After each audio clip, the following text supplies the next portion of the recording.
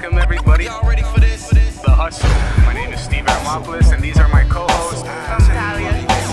And I'm Svetlana. You may have heard me on radio, you may have never heard of me at all, but that's okay. Cause y'all gon' learn today. Your whole life was a struggle, had to make it out the jungle. This is a show for you.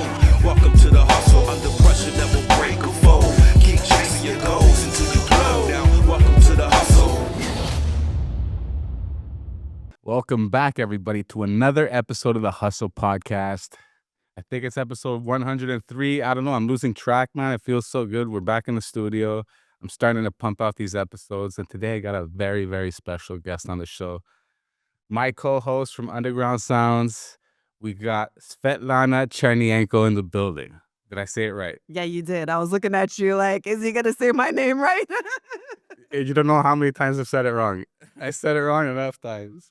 It's all good. I'm used to it. Don't worry about it. Svetlana, I want you to introduce yourself to all the people out there and tell us a little bit more about yourself because I know the basics. I know you have 160,000 followers on Instagram. I know you got a bunch of businesses in the works and everything, Forustv and everything, but it's going to be better when I hear it directly from the horse's mouth. Okay, well, people call me the real Svetlana, or as you know on the show, Lambo. But there's a whole story to that name, though. I'm a mental health advocate. I'm a former model turned mental health advocate and human rights advocate. I do own multiple businesses. I have a brand called Wusa, which is an eco-sustainable luxury brand. I have a nonprofit organization called Welcome to My Everyday, which is a mental health organization. I have Forustv, which is the network, the streaming network that's launching next year. And we also have the production side of things. So we do produce for people, TV shows and, that nature. I mean, my resume is long. I have a lot of things that I do. Usually it's hard for me to talk about myself. Usually other people represent for me. And I'm like, yeah, that's what I do. But when I have to talk about myself, sometimes it's a little Like bit... you don't know where to choose. I don't know what to... You don't know where to start. I don't know because I literally do so many things and I wear so many hats. Mom of four, a wife, there's just a lot of things that I do in my day to day. Yeah, I should have introduced it like that. We got Svetlana Chernienko in the build, mother of four, soon to be grandmother, and the whole work. I'm proud of that too. I'm excited. People are gonna watch us going, Grandma. When can we expect the grandbaby? October 1st. October 1st. Don't worry, this is gonna be out way before. Yeah. So we have the multiple businesses that you just mentioned. Let's start with Forest. Okay. Tell the people a little bit about Forustv. Well, funny enough, Forustv started during the pandemic, as most businesses did for most people. So Forustv, I mean, I was watching other networks, which I never named those networks because they were irrelevant. But I was watching all these networks and I found that I wasn't finding shows that I was really interested in. I'm like, I've seen everything. I've watched everything. And, I am like the mad scientist kind of person. I'm looking at my husband and I'm like, I want to create something. I literally took like a huge fit. I was taking a rant, pacing up and down the room. And I was like, I want to create something. He's like, what? I'm like, I want to create a streaming network. I don't know how I'm going to start it. I don't know. He's like, he thought YouTube channel. And I'm like, no, babe, I'm talking about like streaming, like all the other platforms, like the ones that we've been watching. And he's like, okay. And my husband, he's my ride or die. He goes with, he's like, okay. I'm like, you look a little worried. He's like, I don't know how you're going to do this, but I mean, you always come up with things like this. And I was like, we need something for the community where I can put in something, for us and, bring the BIPOC community, the Black, Indigenous, and people of color together because we're always segregated from each other. Each network has its own thing. And I want to bring myself as an advocate. And I was like, I don't know what I'm going to call it. And he's like, well, you just said it. I'm like, what? He's like, Forest. He's like, Forustv. I was like, okay. And then from there, it just manifested into me writing it down and putting the structure and work of what I wanted to do, what I, thought I wanted. And then I started looking at what was lacking in the community and just lacking in general. And I wanted to have something that would represent a multitude of communities, for independent filmmakers, filmmakers that are seasoned filmmakers. I just wanted to have that. And that's kind of how it started. Then the research started and then I realized how much it was going to cost. And I was like, ooh, okay, how many organs do I have to sell? How do you go about like finding content to put on the platform? Well, what we did is we put out press releases for submission. So I'm still taking direct submissions. That's what we're doing. And we're allowing people to just submit their work through the website. There's a submission form. And I look at it myself and I have other people that are also looking through all of the submissions. So we just keep putting out press releases, putting out notices, paying for ads, putting it out there because we want to get submissions globally, which we've gotten a few. And unfortunately, we have to reject some. We have to look at some things because like certain reality shows, I won't take. Like reality shows, like I don't want the reality shows that I've seen too much, where it's like making our community look bad. The fights, the arguments, the yelling, the women going. We've seen it for so many years that I'm over that. I want to look at, our community in a better light. Yes, there's gonna be arguments, but to the level of, when it becomes too ratchet. Yeah, when it's just about ratchetness, yeah, don't Yeah. get me wrong. Like, there's a certain show that has come to our attention recently that's Yes. being filmed in the city, and it does have that underlying message at the end of it that Yeah. these girls have their struggles, but at the end of the day, they're human beings and they're trying to better themselves. Hmm. So yes, like you said, there might be an occasional squabble or something in a program, but it's not the core of the show. Exactly. So if as long as it's not like one of those baddies No. in a Oh mansion no. and they're just fighting in every episode, and yeah, exactly that. But I've had people submit those shows to me, You're and like, I'm yeah, like, pass. no, sorry. Then movies, I've gotten some really great movies, and then I'm like, where's the sound? Or, the sound is bad or the lighting's bad. And I'm like, I understand there's some people that are still trying to learn their craft, but this is not the project that I'm taking. Like, put it on YouTube, put it on Vimeo, put it on other places, but I can't take those types of projects. So I'm still looking and sifting through because we need a certain amount to be able to launch. I mean, the app's already been built. We were accepted with Roku, Amazon, and Apple TV. I have a Roku partnership, which is it's great because Roku offers such amazing partnerships for streaming networks in order for marketing and things like that. But even myself, like throughout the years, I used to work in New York a lot and I lived in New York going back and forth and I still do, except for recently. But I have partnerships for billboards. So also when people bring their projects to me and if I do select their projects, I go hard on marketing because I find that a lot of people don't know how to market or they don't have the budget to market. But I have a lot of, people who owe me some favors. So No, I think it's exactly what you said. Like, people, they have a good idea, but when it comes time to execute it, they get a little lazy on the advertisements, or and they just expect people to gravitate towards the product. Or no, you got to get out there, you got to hustle, you got to put it in people's faces, and exactly. it takes a little bit of work. Yeah. Just today, like I was speaking with a friend of mine, and I was telling him there's a good opportunity to open up a recording studio at Studio 2. And he's already in the hip hop game and everything, and he does it from the home studio and everything. Mm. I'm like, why don't you go a little more legit? I'll portion this part out to you. You can have it as a recording studio, get the guys in, charge them better money, and after you do it for a few months, you're gonna see what's it called. You're gonna see a return. You're gonna be able to hire an engineer to work at the studio. You don't have to be there. And he's like, it's gonna take a lot of work. I'm like, but that's how things. I go, People forget that's the hustle. yeah, Is the work. I go, look, you already have the gear. You have the gear at your house. All it's gonna take extra is some grind. You know what I mean? You grind a Exactly. little bit, and you're gonna see the payoff. And I go, the price is ridiculous. Like, it's a no-brainer. You can make money with this price. People don't understand, that's the thing is I have ideas and I wake up with ideas. It's crazy. I have notebooks by my bed. Like I said, I'm like the mad scientist of creating ideas. But then I'm like, okay, which ones am I going to go after? Which ones am I going to push forth? It's kind of like even my other brand, Woosah, because that actually was before the pandemic. It was a year before the pandemic. I was creating this eco-sustainable line and everything. And I was like, okay. And it was crazy because as I started putting more effort into it, because people didn't know that I like to design and make clothing. I learned that because on my mother's side, my grandfather was a tailor and, my grandmother was a seamstress. So I learned from a very young age, how to sew. And I started taking it seriously and I started pushing a lot through social media and, advertising a lot as well. And all of a sudden I got invited to New York Fashion Week. And let me tell you, when I received the email, I thought somebody was punking me. I was like, no, no, no, this is not real. Send us $600 now, and then you can. That's what I thought. And I'm like, okay, New York Fashion Week. And it was legit. And I wound up doing New York Fashion Week and I got a billboard in New York City's Times Square and everything was just lining up. And I was like, this is just wild because my company just launched 6 months prior. I was even nervous about receiving my things from the manufacturer because I wasn't going to make those things myself. This point of it, I was like sending out my patterns, sending out my designs. I was like, okay, because I need a lot of swims. I need a lot of things right now. So I sent it out. And I wasn't even sure if I was going to get it in time for New York Fashion Week. I was stressed. It was crazy because it was just like, it was New York Fashion Week 2022. So you remember that in between weird era where we were still wearing masks and So it was at that point when everything was laxing just a bit, and you're like, hey, you can go out in public and mingle with people, but you still have to wear a mask, Yeah, and we'll just put a little piece of glass in between you guys or something like exactly. that. How was like a fashion show in those times? Like what people were just wearing masks? Was it No, it's crazy. I thought people were gonna be wearing masks. We all had to sign waivers like that. People who were vaccinated versus people who weren't. So they kind of moved people who weren't vaccinated on one end, people who were on the other end, but there was no masks.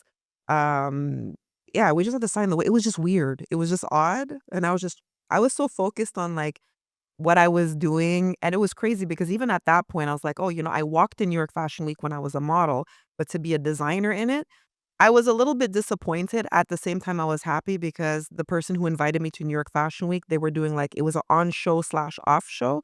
So the organizer who was in charge of it, who's supposed to also be a mental health advocate, I'm telling you, I went through the worst experience mentally.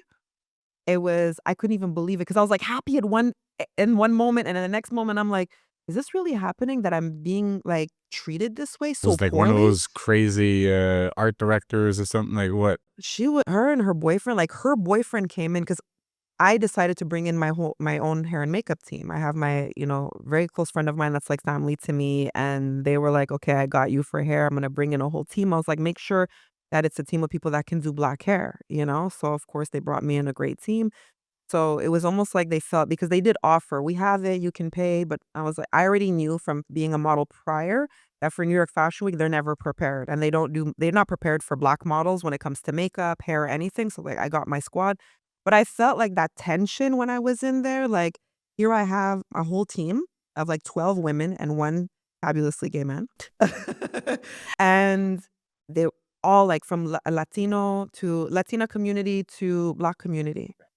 And they kinda looked at us like, "Okay." Like, you just felt that tension in the room, and they put us in this little area, and I almost felt like they were setting us up to fail because they put us in this little tiny room. They thought we were gonna be irritated.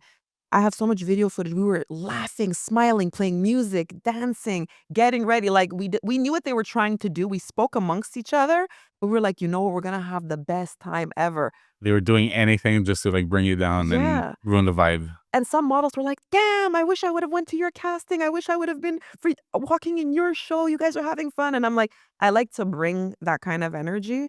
But no, it was quite the ride. Like from Wusa to Forest TV, like Forest TV, I only literally started like I incorporated the company in New York in 2023.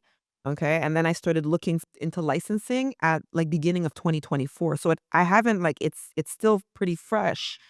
It is, but, I've been to a few conferences in the States, and they were like I met somebody from Hulu that they were quite surprised when they met me. They were like, "You're doing what? And how long?" And I'm like, "In this amount of time." They're like, "You know that usually takes, like, 3 to 5 years, and it takes this amount of money?"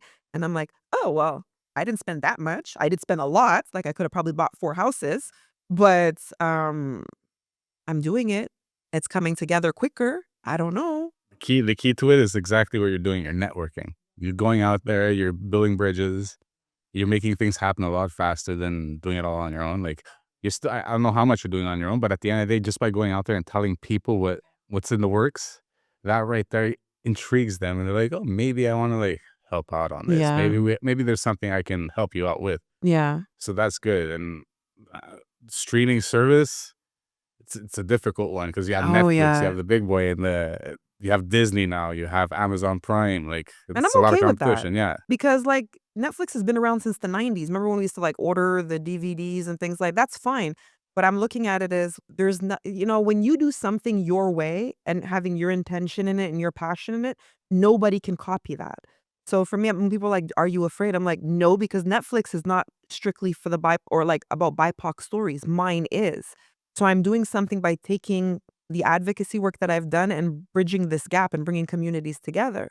But let me tell you, it hasn't been an easy journey. Like I started off doing a lot on my own. I've pulled in some people and then I had to get rid of, I should say not get rid of, it sounds mean, but it's the truth. I had to let go of 2 producers. I went through this people don't talk about like the real hustle, what you go through behind the scenes. Ooh, sometimes they tell you you don't wanna work with friends. Sometimes it's great. I've had great experiences working with friends, and I've had other experiences where I'm like, this experience in particular, last year, it was just like, when I don't know if you've ever been through that before, where you're with somebody doing business, but you almost feel like they want to throw spokes in your wheels. They don't want you to You know what it succeed. is? Like, I've been exactly there. It's competition. Hmm. It's like, even if you're like partners, Yeah. because I've had this issue before. I had like an ex-partner. We were partners. We had the business together. We're supposed to flourish. But at the end of the day, just that person seeing you like you're doing a little better in the work, they don't like that. They don't like that. And then, For me, it was crazy because these two people, like, they're in the fashion domain, and they were like, they always want to be taken seriously in the film domain, as far as being producers. So I was like, hey, okay, let's put this together. I'll bring you on board. Let's see how we can work together. Let's produce some shows together. We'll go after that. Meanwhile, I'm paying for everything. Like, I'm paying for my minimum guarantee. Like, people don't realize, I didn't realize till I got started. When you're starting a streaming network, first of all, you're going to go after your trademark. You have your business. There's a lot of like back end things, your permits, your licensing. But there's also your minimum guarantee for your cybersecurity that you have to pay. So even though right now my network is not launched, I'm paying thousands of dollars per month just to like hold the cloud and to hold security and to the placeholders for the app, because the app store is waiting, but I have to keep my developer accounts going and pay the developers that built the apps. And there's so many pieces that I'm like, ooh, okay, it's a lot of money being spent. it is. I remember when I was paying for the .com domain yearly, and I didn't even have the .com, and I was like, "Oh my god, I'm paying $100 or something like that." Imagine all the other things that you're paying, the cybersecurity. That drives me nuts right there. Mm-mm. So like I brought two people on. Well, I brought one person on and she brought this other person on. She's like, I have this person. You've met him before. I want to bring him on. I was like, okay, cool. We've blended together. We've been in places together. It sounds good. So it sounded good at the beginning. And it's like most people in the industry know producers don't make money until you produce something, because you have your producers bonuses. And I'm giving this knowledge too, because whoever who's watching and listening, this is like a key takeaway in learning the film industry, that as a producer, you don't make money till the film brings in money or makes money. So as a producer, you're twiddling your thumbs and working until you get that hustle. And I found that I'm spending all this money doing these things, and I'm asking, hey, did you follow up with this? Yeah, yeah. Did you follow up with the list that I gave you? Like, imagine giving thank God I give them non-disclosures and like ironclad contracts, because I was very open with my Rolodex, right? So imagine giving somebody your list of like celebrity people, friends, okay? And you're putting something together and you need to get answers, right? Let's say a list of 50 people. And I already know this list, the PR people, the managers, and some of them it's the direct celebrity because I know them. Telling me I couldn't get in touch with them. And then I pick up my phone, I send a message. I'm like, no, I didn't receive anything. I'm just being lazy outright. I just think I think it was the fact of, Sabotage. yeah, two people saw me like, when people watch you and like, I've been hustling for a long time. I always have multiple sources of income. I don't have one. I always have five or more. Okay. Cause I like money. I like to live well. And I have four kids, but out of the four, I'm really taking care of two, the youngest ones. But I'm like, I like to make sure that I always have a contingency plan. Okay. So they see my lifestyle, they see my life. And I mean, I came from nothing and I built something, but you're watching, people are watching you, the car that you drive, what you're wearing, your jewelry, or this. And I don't wear, like, my flashiest thing is my wedding ring. I don't really wear jewelry. I try and downplay as much as I can. But I noticed that at every meeting, I was having a lot of meetings in my home outside, and you can see like my backyard, you can see things. And I always felt like, oh, it must be nice. Oh my God, you're so lucky. And I'm like, oh, thank you. You're such a beautiful home you have. Yeah, It was always people think it just fell out of the sky and they didn't hustle for it. like, girl, I worked so hard for this. So I always felt like there was always these commentaries, to the point that I just went in like a room in my basement to have the meetings with the producers, because I always felt like they're looking at this and it's like they were sabotaging. But I'm like, you're sabotaging yourself, because here we're lining up to do shows together. I'm giving you your IMDb credits. Like, I'm preparing things. We got the show there, and there's sabotaging happening. So I just realized it was constant sabotaging, and I had to I had a gut feeling. But what really took the cake is I did like a little media launch. We're in 2025. It was oh my God, when was it? It was at the end of 2023. I had to think back. I'm like, because that year I wanted to see, before I put a lot of money into everything, because I was already putting quite a bit, if there was a need for this type of a streaming network. So I did a little like media launch, kind of like marketing research. I put in some money into it in New York City. We did that, got really good, feedback from it. But I was like, after that, I just felt like there was still more sabotaging. And when I noticed that they were both good friends and they were talking to me about the other person behind their back, especially her, she kept telling me. And the crazy thing is it's not just in a phone call, voice notes. So I'm the queen of receipts. Okay. So what, they were treating you like the boss from Devil Wears Prada or Like something? that, but mainly she was, okay? She was like, "I didn't even wanna bring him on board. You see how he's talking to us during the event? I didn't wanna bring because I didn't think that he could do this, and I didn't think he was capable of bringing this on, and you brought him on." And I was like, remember listening to these voice notes, and then I called her. I'm like, "Listen, do you wanna have a meeting about it?" Like, I started feeling bad, like, I brought him on, but you presented him to me, and I thought that he could be a great benefit, and I was definitely wrong.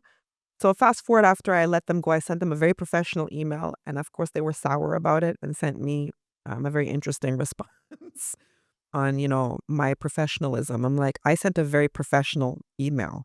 Okay, I even brought in another executive producer to be like for optics and also to be there as my witness. And I was like, that gut feeling I had to let them go months before, and I waited even longer was great. But the funny thing is recently somebody sent me a business that they both got into together. I'm like, wow, two people who don't trust each other started a different type of business. This woman spoke so ill of her so-called friend that she's in business. I was like, thank God. I'm like, I just dodged a bullet because I would never want to do business with somebody. How she spoke of this person, I would never want to do business with somebody who spoke that ill of me, and I'm supposed to be their best friend. Yeah. How long have you been friends for? I think over 6, 7 years, if not more. Yeah. It reminds me of, like I mentioned, an ex-partner. This is another ex-partner. When I used to own a restaurant for 2 years. I used to own a restaurant, and this is a partner that we had been friends for about 20 years. And it's when you get into business, everybody says don't go into business with friends. And it's exactly like they said, we ended up not being friends anymore because sometimes, especially when you're with friends, like if you both don't have that same drive and that same commitment to the endeavor, somebody's gonna, like you said, self-sabotage. Maybe it's not even that they're trying to sabotage you in particular. They just don't have faith in the whole process. Yeah.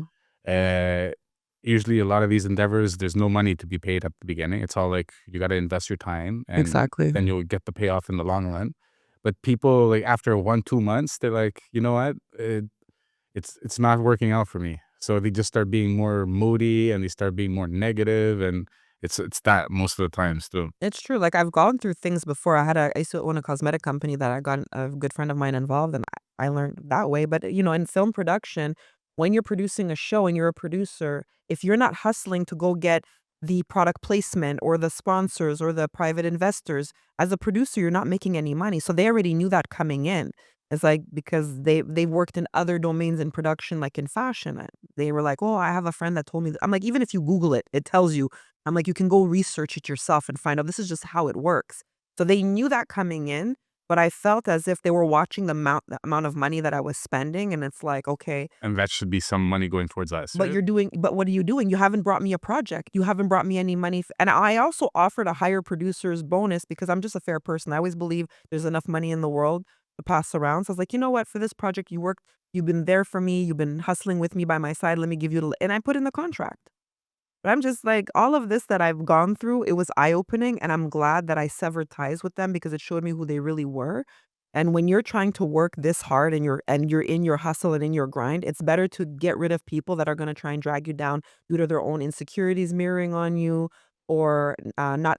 I think it's believe. I feel like they believed in me, but I feel like there was like an animosity or a jealousy because I know how they live. I know that they work very hard, and I don't knock what they do because like I said, I came from nothing. But here I am opening a door for you, and I'm asking you for nothing but your time, and I'm offering you a higher percentage, and I'm putting hundreds of thousands of dollars into things. Like, it's not making sense. Like, make it make sense. I'm not asking for much. You got to trust the process. Yeah, You got to trust the exactly. process. It's that poster that you like see that guy digging, and you're like, he's right there at the end, and then he goes up. It's like that. It'd be like that, you know what Yeah, I mean? be like that. But all in all, like I've learned to have a lot of resilience in everything that I've gone through. When people look at people who have followed me for a long time, they know me from my advocacy work. They know me. Some people know me from my modeling work. People reminded me from that. People who've been following me for years. I'm like, I remember you from underground hip hop magazines. I'm like, that's really you've been following me a long time. But then, people remember me from my advocacy. I think I started sharing with you my story briefly, how I came from domestic violence. I was kidnapped by my abuser. I think the segue right now is we went from the entrepreneurial side, we went to New York, we just briefly touched on the modeling. Segue into that one right Yeah, there. because I think it's important for people to understand like how I have this drive and this hustle. Because I think a lot of the experiences of what we go through in life is what really shapes us. Because people always ask me, do you regret what you've gone through? I used to say, I regret it. My life would have been different. Now I'm like, no, it's made me who I am because I used to be extremely shy when I was younger. Then when I was a teenager, I was kind of coming out of that shell. But when I was going through domestic violence, I was very introverted. Because even now in my day to day, like you've seen me already, I'm a very introverted, extroverted person. I'm a very balanced person. All I see is extroverted. Oh, I no, don't I'm see any very introverted. no, see, like, I'm very and what also like throws people off is sometimes I'm very like I'm uncomfortable socially. Yeah, where people are like, "No, you're comfortable." I'm like, "No, sometimes I'm really uncomfortable socially. That's my anxiety." But I try not to show my anxiety. When I get home, I'm like, "Oh, I'm so exhausted." Yeah, but you have a good poker face then. Yeah. Yeah, that's why I love poker. I'm good at it. It's taking people's money, But I truly believe like I went through domestic violence at a very young age. I was dating my first son's father when I was teenager, and everything seemed like it was great, but it was a lot of physical, mental abuse. Then the abduction was like it was. I didn't even know it was happening when it happened. Because at that time I had our son and he came from New York to Montreal to come see me. 'Cause I was always going back and forth to the States because of my father. My father lived in the States. Yeah, so I would always go back and forth, and I have a lot of family, like, they're everywhere in the East Coast, so I was going back and forth, but when I met my ex, he was actually in Montreal visiting, that's how I met him, and I was like, "Yeah, I got family in New York, and, and then I got family in Philly." So we kind of went back and forth for a while. There was a lot of abuse before I was pregnant. There was equal amount of abuse while I was pregnant. I mean, there was still hitting. I remember him putting me through a wall in my house where you can literally saw the outline of my body through the wall. I went through so much abuse. It was like ridiculous. But when I had our son, that was like a whole next level because I was like, okay, I'm gonna walk away. And I didn't know it then, but it's been proven a woman, it'll take her 10 times before she leaves. Yeah, my mom was in a abusive relationship as well. After she had split up with my dad, she had started going out with a guy, and he used to lay it on her. It got to the point that one time, actually a few times, me and my sister basically beat the shit out of this guy. Good. Yeah, we basically beat the shit out of this guy. And at one time, like they threw him out of the house. I told him, "I fucking see you again, I'm gonna kill you." And that was like one time we had broken up at that point, and then one time I seen him like 6 months later, maybe a year later at a bar, and I was like so like I had so much, I was so anxious, Yeah. and I was like seeing red. I was seeing red, like I was gonna do something. The guy came up to me and he started like trying to be all friendly. I just told him, "Get away from me." I go, "I don't even want to talk to you." And that's the last time I see the guy. Wow. Apparently, I think he died. So Well, yeah, RIP. yeah, No, but like I honestly, when I look, so I think back, like before, I used to have a hard time talking about it because I only became open about it in 2016. About what I had gone through. In 2016, I was putting together like a fundraiser for Women Aware. It's a nonprofit organization for women who have gone through domestic violence. They have a chapter here in Montreal and they have one in the States as well. They asked me to be the spokesperson. I was like, okay, let me do a fundraiser. And I wanted to do it fun. So I did something called Twerk for a Cause. Yeah. I had hockey players, football players twerking, and we did like an aerobic thing. And it was fun and we raised money, and then I sent a press release out to media, and they wanted me to come on and talk about, what I did and why I was raising money. So the question came up, why was I raising money for domestic violence? So I remember I was in studio at that time, and I remember sharing it on Global News, and it was quiet. Everybody was like, they didn't know what to say because they didn't expect that. They just see me like bubbly and I'm talking and yeah. No, when I first met you, like I wouldn't get the like. It's not like you can see somebody and say, "Oh, she's a victim of domestic abuse" or anything like that. But when I see you, it's like I would never expect it. You know what I mean? But that's, I think, the reason why I wanted to be so open about it, because I wanted to change the face of what we think we see with domestic violence and with mental health. But when I shared my journey, they were like, wow. And then I remember receiving so many messages on my Instagram. It was insane how many women were like, I saw you on Global and oh my God, this is what I've been through. Thank you for being open and sharing. And so from there, I decided to like pivot my whole social media platform from like the body positivity and modeling I had done for years. I found that I wanted to do something purposeful. Yeah, modeling it's great, but for me, modeling was not purposeful. It was like a Barbie, a mannequin for years. A hanger, you know? It's not leaving your mark on the world. No, I didn't. And I always felt like I wanted to leave my mark and it was difficult. But I felt like that first step of sharing my story outside of like my friends and family circle, I felt like, wow, I can, like the heaviness was feeling for years was lifted and sharing. And people were like, the abduction part is what gets people. And even for me, I didn't know what was happening because when my ex came to my home, he came to my mother's home. He came with his best friend and he was like, "Yeah, let's go bring our son to my mom." And of course I was very close with both of his parents and with his sister and I didn't think anything of it. And my mom was pleading, "Don't go, don't go, it could be something bad." And I felt comfortable. I'm like, "No, we're driving and it's fine." Remember back in those times when we used to travel, this was like 1998. Yeah, my son was born 1997, 1998-ish. You And can just go with your ID. your ID or your birth certificate. So at that point, we went and everything was great. He's like, we're going to stay at my friend's house because we got in late. So I didn't think anything of it. We're going to go see my mom in the morning. I get up in the morning and I'm like trying to get out. Now, this is like people who know the houses in Brooklyn, especially those old school, those Victorian style houses where you have like never ending, floors. It was like an attic, like bedroom. I couldn't get out. He had like locked me and my son in there. So I couldn't go in and out of the room, which I thought was like, okay, what's going on here? And the abuse started from there. I didn't have a phone. I wasn't allowed to call my mom. We didn't even go see his mother. So it was just like, then I realized I was like, ah, shit.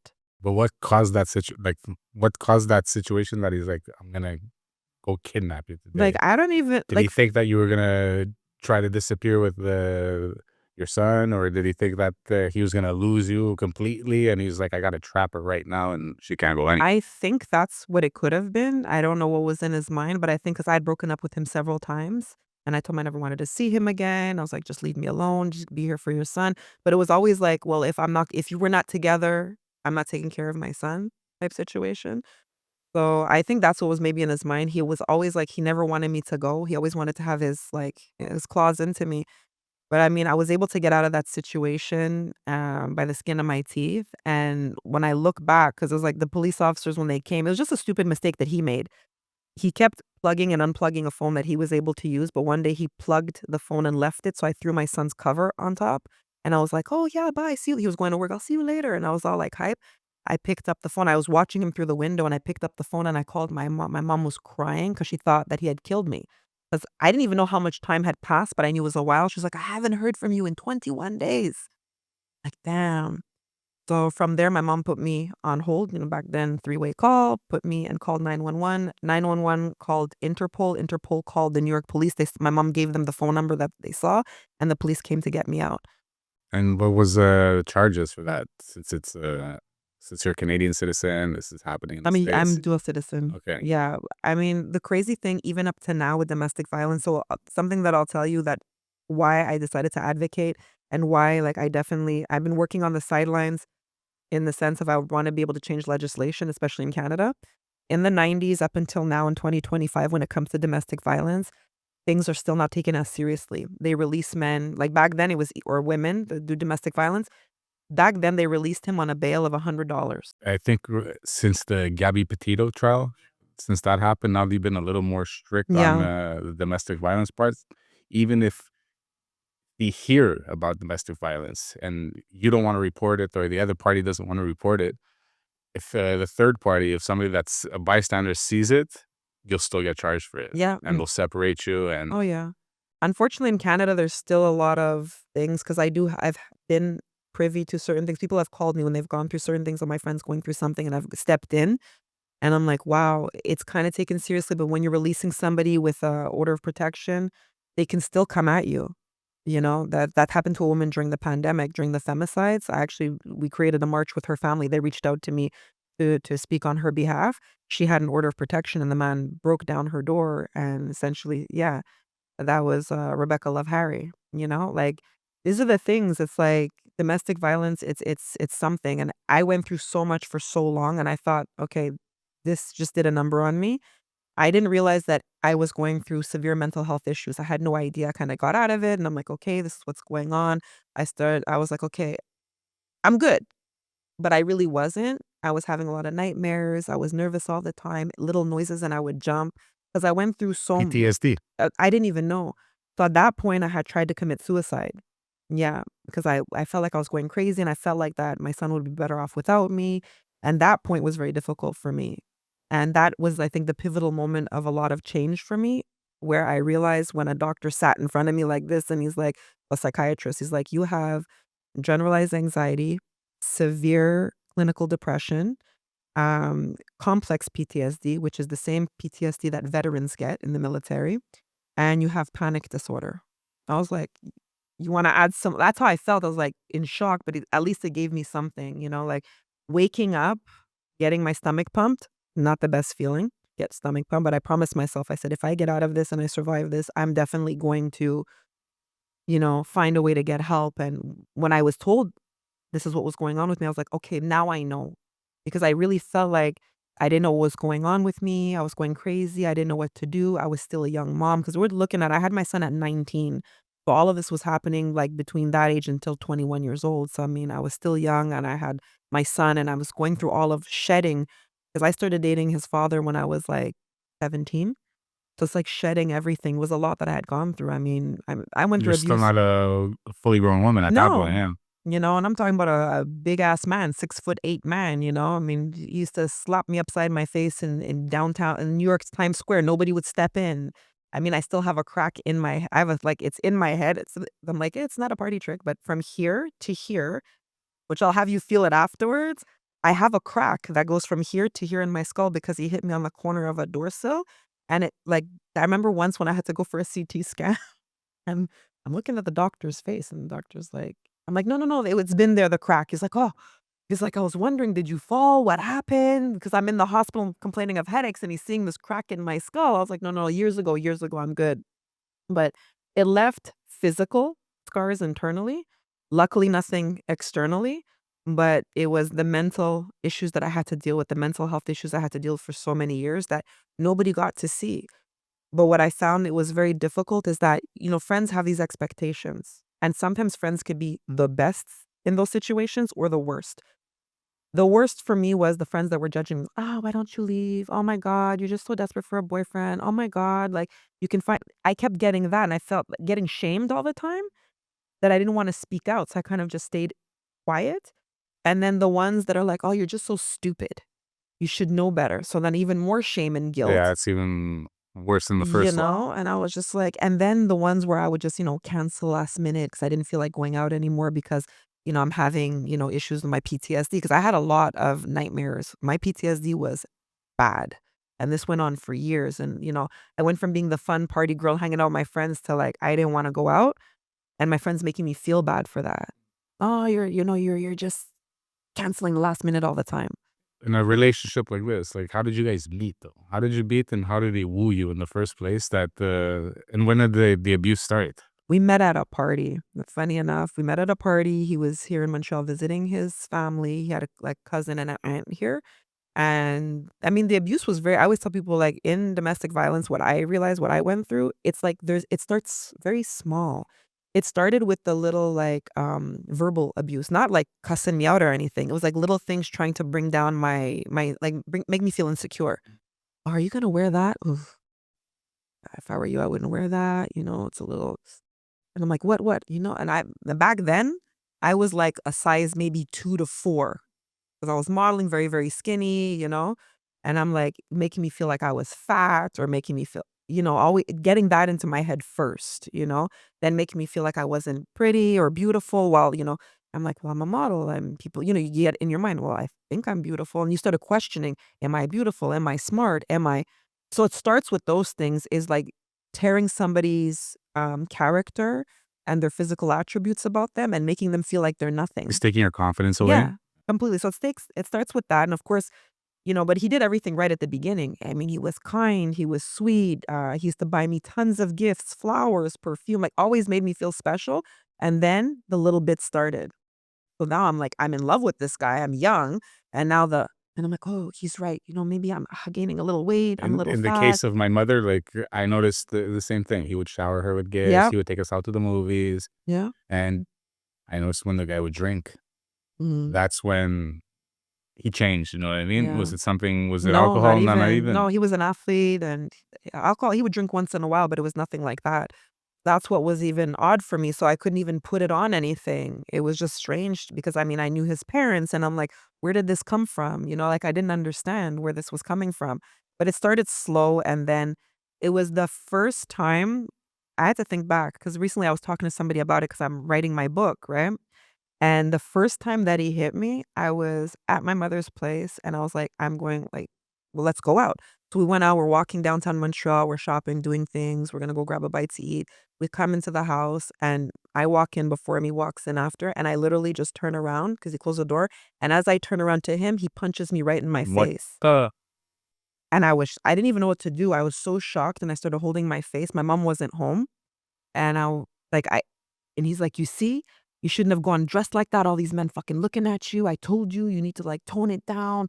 I don't know who you think you are just because you're a model. Doesn't mean that you're, for everybody's eyes.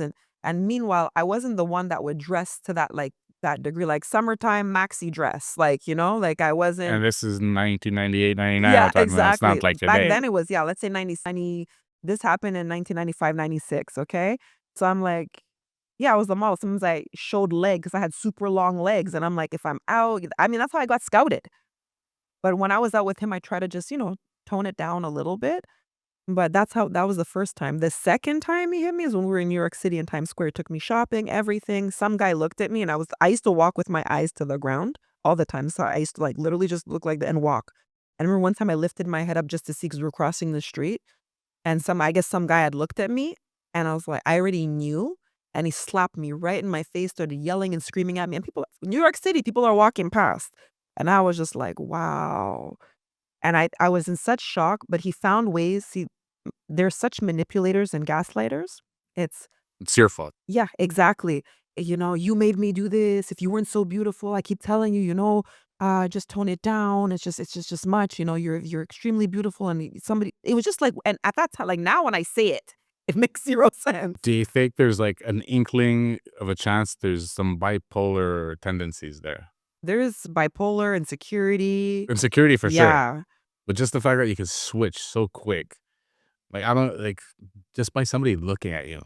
I have to feel like because if you can go from being cool one second and then just like hitting somebody with a slap the next second, I have to think there has to be some underlying bipolarism or There has to something. be something. I always like, as I've, come out of that and over the years that have passed, now that it's been so many years past, sometimes I do You're look trying to back. analyze it back. I analyze it and I'm just like, maybe it could have been a mental health issue. It could have been so many things, but I'm like, when you're in it, it's so hard. Like there's so many instances. Like when I think back at these things, especially because I'm writing my book, I have flashes and now I'm talking to you about it. I'm like, see, now at least I can talk about it without crying. I used to talk about it. I did a Goldcast event where I was asked to speak and I literally was bawling my eyes out talking about it. And I'm like, when is it going to be a moment that I can talk about this without it consuming me, which it took a few years. Now I'm able to talk about it.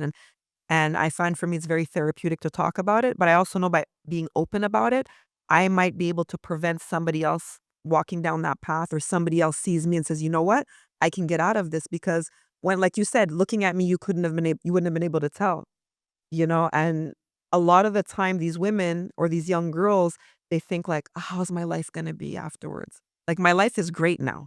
It was shitty for a while because after you go through a pattern. After that guy, I went to another guy, which was no domestic abuse. He was a punk, but yeah, he was a punk.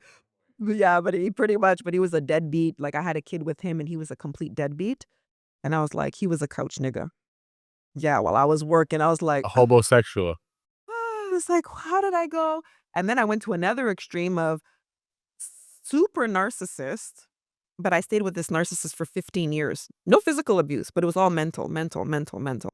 And I was just like, how? And it's true, you go through patterns. I'm like, how the hell did I get here? Didn't I learn from this? And you think you learn, but I was in my, this was still in my 20s, because even the last guy that I was with before my husband, I met him when I was 25. So I didn't have the chance to heal. Now I had 2 kids by the time I met this guy. I met a guy who was 10, almost 11 years older than me. He had great life, everything. And I already had my own things going. And I had just come back because I went back to the States to come back because my mom was here. And, I was like, I'm close to my mom and I'm her only child. So it's like, I'm going to move back to Montreal, just travel back and forth. And I was like, oh, okay, this guy seems like but I made him chase me for like 9 months before I said yes to one day. I was like, hey, I'm going to work for it a little bit. Did he have kids as well, or? Yeah, he had kids. Yeah, that time he had an older daughter in the States, and yeah, he had 2 kids at the time that I knew of. So how is it like? How's those blended families? He has kids, you have kids. Does it work out good, or? Well, with that situation, it was very interesting because, so when we met, he had told, actually, it was a friend of mine. She worked for him, one of my friends at the time. And she was like, I want you to meet this guy. And it was funny because when I met him, I had already met him a week prior. So I was going to the nail shop in Montreal. I just came back from Atlanta, crossed the street, and some guy is calling me over. And I'm like, please, I'm not about that life. Went into the nail shop.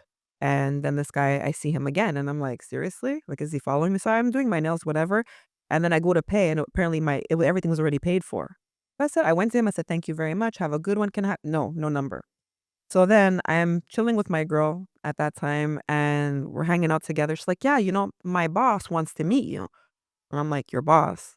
Like, yeah, he wants to meet you. He already saw you before. And I'm like, okay. So when I saw him come into her place, she's like, he's coming over tonight. And he came in with a big bottle of Hennessy VSOP. And I was like, you told him what I drink. He's prepared. I'm like, it's you from the nail shop. He's like, yeah, he's introducing himself. And the whole thing, like, there were red flags, see, from the beginning. Like, the guy's name is Tony Montana, and he's an African.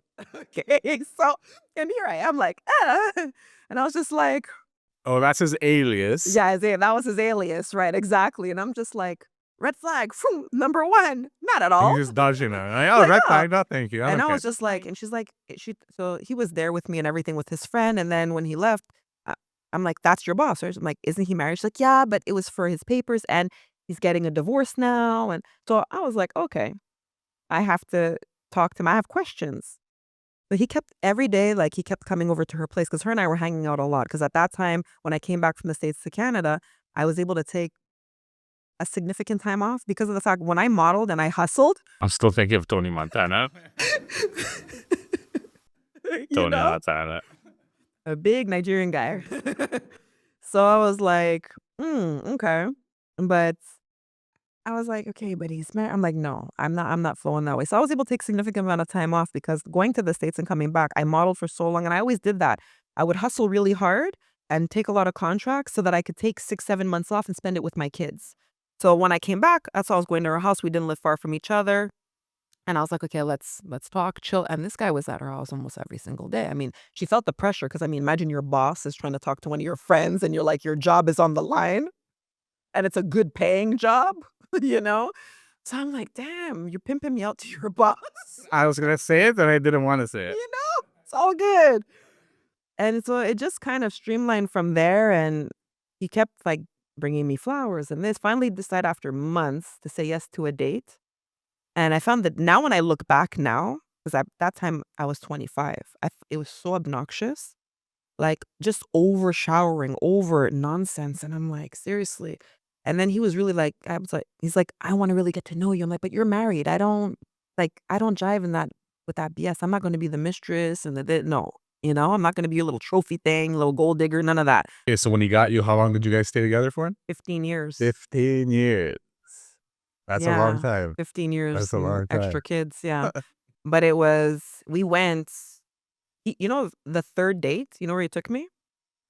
To the lawyer's office to prove to me that he was getting a divorce. Holy. That's which I commit. That, found, that's commitment right but there. I found it was odd. I'm like, first date, That's French restaurant It's in Old probably a Port. fake lawyer too. It's like he brings you to the place. It's That's his what I cousin. felt, you know? But it was some white guy, but it was actually, and I went to look him up. I took his card. Actual lawyer. Oh, right, Yeah. he did get divorced. You were thinking of 15 years. So Yeah. No, actually, throughout the time, which I found very odd. As a woman, okay, I don't, you have a partner, right? Okay, so ask her this question and be like, would you allow me to move out of the house and live in a separate apartment somewhere while you live in the house? Like, so literally, that's why I believed that I got hustled in a sense.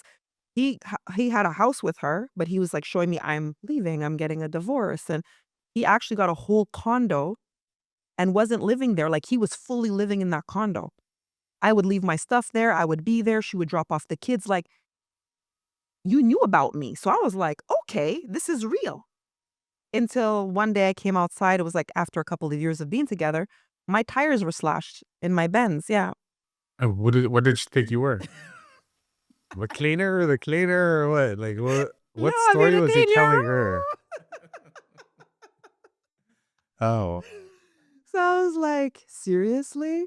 But he hustled really well. wait. Just to bring it back right there, like that right there. You know those Nigerian movies that you see on like a Tubi I'm or half something? Nigerian, so Yeah, I but get it. it reminds me of those type of movies. Like there's just like all this like crazy backstories and the tire slashing and all that. Like if I saw it on Tubi, right away I'd know You that's the one. know. Yeah.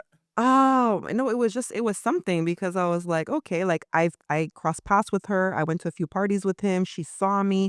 So I'm like, as I'm a wife now, so I'm like, how would you see me? So that's why I believed it. He told me, he's like, no, it was just for papers. We had kids together. It was a contract.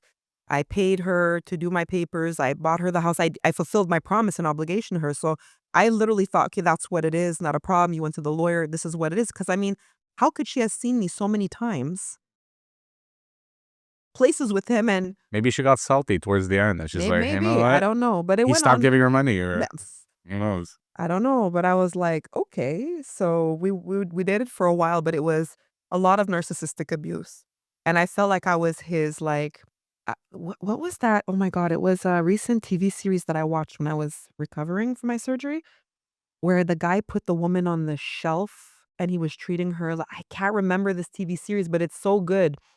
And it was like, that's what I felt like. He was treating me like a little trophy. Like he would pick my clothes for me, take me to all the best designer stores, pick the Louis Vuitton bag for me, pick the Dolce Gabbana shoes, make sure my hair was done, paying for my weave, my $2,000 a month weave, and I'm telling you, I was like put together beyond. Like I was already put together prior to him, but he made sure I was like really put together. But that's how I felt. So I was like, and he was always happy to take me everywhere. And when I look back, I'm like, man, if he could have put me in his pocket, he would have, you know? But it was a lot of narcissistic abuse, a lot of, making me feel less than in certain aspects, like bigging me up. Oh, you're beautiful, you're this, you're that. But then at the same time, tearing me down. There was no physical abuse, at least, but sometimes mental abuse can be worse than physical, you know? And when I look at that relationship, I'm like, damn, I stayed that long? Like, damn. And I think that's another thing. In my past relationships, what I realized is I'm the kind of person that I'm very much about family. Being an only, maybe it's in the only child syndrome, I don't know. But I believe I'm like, okay, I wanted to have a family. I had kids at a young age. And I just was so much about that that I think that especially this guy who is much older than me, utilized that, really put that on top of my head, knowing that I was so much about family and I did anything for family. I mean, I used to travel for work and I used to come back with clothes for his kids that were not even mine. You know, like I think he got you at the right time. He came Yeah, out of he two did. terrible relationships. Yeah. One with physical and mental Yep. abuse. The second one, the guy's a homosexual that just sleeps on your couch over it. And here he comes in and he's showering you with all the money and all the gifts. And at that point, like just the fact that he's buying your love, he feels like he can tell you whatever he wants to tell you. Yeah, well, he thought he could, but I was in it. I was invested. Like, I would help him with his businesses and I would cook for his friends when they would come over, like I was on football game is that because I love football. I'm like, oh, I'm gonna cook, I'm gonna this. I was really invested in for me, I was building a family with this guy. But at the same time, I started slowly like pulling myself away when I started feeling certain ways. I was like, but then there was another couple red flags were I always felt like he was hiding other people. So true story and funny story. Guys are gonna be like, I'm gonna lock away my phones. So he had to have his wisdom teeth removed. Okay. So we all know how that is, especially when you're a grown person getting it done.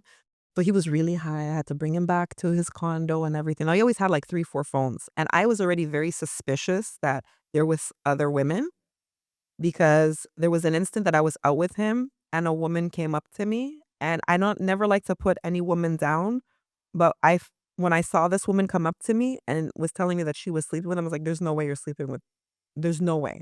You know, something you just look at, you're like, there's no way you're asleep. No, it's not happening. Okay. Because me, who's very clean, prim, and proper, and this girl was crusty, musty, I was like toes over the shoes type deal. Crusty musty. You know, toes like hanging onto those shoes for dear life. And I'm like, this doesn't make, so I left it alone. But there was always these other little things because he always took me on business trips with him, okay? But there were sometimes he did not. And I was like, it's fine, I'll stay, I'll do my thing. So at that time when he was, got his wisdom teeth pulled, I picked him up, brought him back to the condo. He was so high. One phone kept going. And it was his secret phone that he only he would walk away to take calls. So I opened it when it was ringing and I was like, your phone's, he didn't even know which one. Say hi. Or who's this? So the girl's talking. Oh, baby, where are you?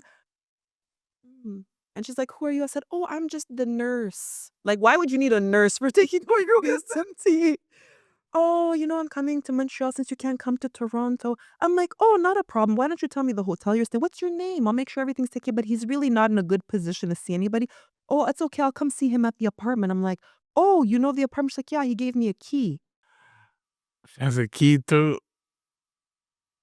Is it the apartment? The or apartment. The apartment. So I was like, she quoted the address to me and I was like, okay. So then I'm like, what's your name? The name of this woman was his cousin. I remember hearing, yeah, I'm going to go see my cousin in Toronto. And I remember hearing that name. Cousin. So I decided to unlock it. I asked him, here's your phone. Open your phone. I have to send a message to, for you. Remember you asked me to? Man, I was hustling my way through that. He's unlocking all his phones. I'm reading messages, taking my phone, taking pictures of everything so that when he wakes up, I can ask him all of these questions. And him being him, he found ways to. He maneuvered out there. Yeah. And I remember I split up with him for a few months. What year was that? Is that early on? We met. It was in 2001. So I want to say this was in 2003. So you caught him 2 years into the relationship. Yeah. With his cousin. His cousin, yeah. And you stuck around for 13 more. Well, he bent ways like this and spoke to me, and I was just like, I don't even remember the con that he told me, but like now you tell me some BS like that now, I'm like, that's what I think. I'm like, man, us women when we're young, sometimes we're really stupid. We fall for shit, especially the man's older, and we see something in I don't listen, because the me now, when I look back, I'm like, girl, like I wish I had like an older sister that could have been like, no, you You know that what's it called, that clip, that Instagram clip that you have like I wish I could go back and tell my younger self, and you have that guy on the window. Yeah, that would be me. I'd be slapping it. No, stop. But I was like, but he just found ways to manipulate things, and I was like, oh, it makes But like sense. you said, look, you're younger back then, and you probably did see it. You just didn't want to I didn't want to. I didn't want to believe it. yeah, you're just looking past it. I look past a lot of things with him. The thing is with me, my friends used to call me Captain Sabaho. Because I always wanted to see the good in everybody and not see the bad. I would kind of like do this, close my eyes to the bad and, see the good. And I would go through a lot of the heartache and the pain. And I mean, we broke up for a couple of months. And I remember I took it to the extra, like I took my SIM card, I broke it, threw it out the window. At one point, he was having somebody follow me to see where I was going. And it was a whole big thing, yeah. And then I'm putting some GPS devices under the car. might as well got close to that. But no, he was sending me flowers and gifts and everything. And then he said just wanted to talk 5 minutes. So I gave him his time to talk to me. He hustled his way back and it was always like this repetition of back and forth, back and forth. It was a cycle of, I guess I was just so used to going through abuse and buying the bullshit all the time that I was like, I almost felt like this is what I was worth and this was the best I was going to get. Kind of like, and I had a friend, which is no longer a friend, obviously, who was like, well, think about it this way, he takes good care of you, he does everything for you. So if he sleeps with people here and there, it's fine. At least he's coming home to you. Exactly. And I was like, okay. She's like, get your emotions out of it. Just let him be. He's a man. This is what men do. They need to have multiple women. And Like one argument that I always hear is like, why are you still with him? Like he's cheating on you. We've been together for too long. yeah, Too much time invested into this relationship. yeah, Yeah, it doesn't matter if you've been together for 10 years, 20 years. If the person is not giving you the self-respect, the respect that you deserve, and he's doing this behind your back and everything, yeah. it's time to cut it. You know what I mean? No, it was a lot, but I didn't know. And then I had some good friends who were like, I can't see you doing this to yourself anymore. Because I mean, the abuse was to the point of, if I'm out with my girlfriends having a good time, he would text me and I would jump. And he's like, what are you doing? You're still out with your friends and you need to come back. When you coming home? Like on me. And to the point I would always leave. I had just arrived, maybe having like one drink, didn't even get to have dinner, and I'm already leaving and rushing back to him. Like he had me like a puppet on a string constantly. And I just felt like when you go through so much abuse and manipulation for so long and gaslighting, when you deal with narcissists, they know how to gaslight you and make you. And I'm somebody like, especially then, now it's different. Then it was so easy to make me feel guilty, super easy to make me feel bad because I was a people pleaser. So I was like I was always feeling so shitty about anything. I was like, okay, I gotta go. And I was always jumpy and nervous. Funny, when he was out of town, he never bothered me, but he always accused me of cheating if I was out with my girlfriends. But And no. what situation broke the camel's back? And you're like, you know what? I don't know who called it quits, or what Mhm. was it? So some years later, I was pregnant with my youngest son. My father was very sick. He was dying of Parkinson's dementia. And my father passed away a month before my younger son was born. And I remember talking to my father. My father was a player back in the day, okay? And my dad told me a few things. My mother and I were his caregivers. Funny enough, I was like, Ma, I don't know how you're doing it, but my mother really taught me humility because all the things that my dad did to my mom, imagine she was the one taking care of him in the end. And they weren't together. But he gave me some knowledge. He was telling me about his player days, and he already saw what I'd gone through, and he did not like this partner of mine at all. And it was stuck in the back of my mind, but it really became real when my dad passed away, and I was looking, I'm about to have another baby. My dad just passed away. I'm pregnant. I'm dealing with his cremation. There's a lot of things that I was going through, and I was like, I started like replaying everything in my mind. But at that point, my ex was already deported. Okay. Apparently he got deported on some BS. And after being in this country for like over 2 decades, I'm like, what? His ex really, she made sure to get it. Like she had something to do with his A deportation. woman scoring. Yeah. She was like, bye. And I think that was it for me. And I remember I was like, okay, gave birth. My mom had like the iPad there for him to see. His mom was there in Nigeria so they can see. And that was the first time she saw any of her grandkids born. And we were going a couple of months and he would, basically be a father through an iPad. And it was now right before my son's second birthday. It was like a couple of months before. And I remember just saying, I can't do this BS anymore. Like I'd been to Nigeria like before I was pregnant and I was planning on going back. And I was like, there's no point. You know, I called him on Skype. I told him straight to his face. I was like, I can't do this bullshit anymore. I'm done. I've had enough. I've tolerated enough shit. I've been your ride or die for so many years. And I listed everything. You did this, this, this. You treated me like this, and like just everything. And he just looked at me like he was shocked. And I was like, I'm out. Hung up. That was it. That was it. Yep. After that, you took it easy for a bit, I'm assuming. Yeah. Well, after that, like I felt like I was single for so long because he wasn't around. After that, I went, I was on Facebook. It was like 2015 going into 2014 my son was born? Yeah, 2016, the beginning of, I go on Facebook and I put from in a relationship to single. And that's how my husband now That's usually how it works, right? came into my So, DM. somebody, hey, you okay? What was it? Did he ask you if you're okay? You need Yeah, it? You need it? See, we all know the tricks, man. Hey, but you got it. you know? But it was crazy because he wrote to me, but he's somebody that I knew since I was in high school, but we couldn't date back then because of the 3-year age gap. I was 14, he was 17, but we were good friends. We were able to be friends, and but he found a segue, and I was just like, do I want to date anybody? And I said, what's the harm? It's him. Let's talk. And I just felt like I was back in high school again. We're having good conversation. It didn't feel heavy. I didn't feel like I was being judged. I didn't feel like there was anything mean. Like it was just easy and light, which was so odd for me. So I was like, okay, there's a catch. I haven't seen this man like in years. I've bumped into him here and there. I'm like, there's a catch. So, I went about my things, and in 2016, that's when I was raising the money for Women Aware, for Femmes Averties.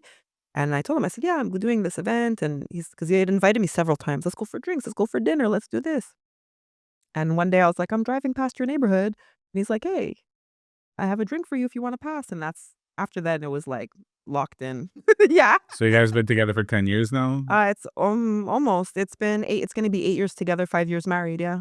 Congratulations. Thank you. What did they say? You have to kiss a bunch of frogs before you find your prince? I kissed some nasty poisonous frogs. I'm telling you, I went through it. I'm like, but it's funny because when I look back now, I'm gonna be 48. I'm almost 50. So sometimes like I'm easy to say my age, but sometimes when I look in the mirror, I'm like, I don't feel like I have a woman that's almost 50 years old looking back at me because I have all this energy, and I'm like, when I look back at my life, I'm like, I had to go through all of these things that I've gone through, and there's so much more in between. But I'm like, to get to where I am now and who I'm with and the people in my life and the new people that are in my life and people that I've been cutting ties with, I have new people that have come in. It's like, I wouldn't change anything. I don't regret any of it. Whatever we go through in our lives is what makes us who we are today. Yeah. Like, my dad left when I was young. People would assume like, oh, you hate your dad. No, I've learned that regardless if the guy left when I was 8 years old, without him basically providing the sperm for my mother, I wouldn't be here. You know what I mean? So situations make us who we are, the good, the bad, the ugly. Exactly. We got to take it for what it is. We got to learn from it. Yeah. And I don't regret anything.